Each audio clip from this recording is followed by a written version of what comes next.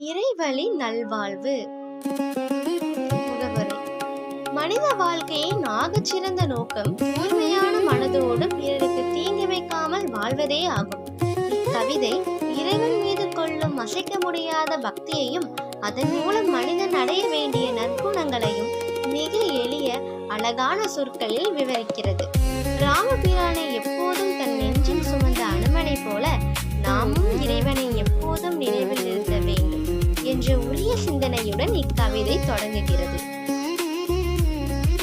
சஞ்சீவி மலையினை ஏந்தியவா போற்றி, சூரியனை பலமென பார்த்தவா போற்றி, வாயுதேவனின் மைந்தனே போற்றி, அஞ்சனையின் அருமை குமரனே போற்றி, கேசரியின் புதல்வனாய் வந்தவா போற்றி, ராமசீதை தனையெஞ்சில் வைத்தவா போற்றி, வானர கூட்டத்தின் தலைவனே போற்றி, பிரம்மச்சாரி வடிவான சுவாமியே போற்றி.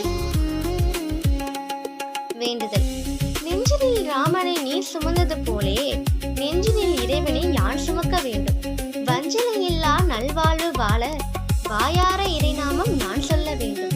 யாருக்கும் தீங்கு செய்யாமல் வாழ யாரோடும் அன்போடு நான் சேர வேண்டும். துயரங்கள் எவருக்கும் தராமல் அடியே தூய நற்குணத்தோடு விளங்கவும் வேண்டும்.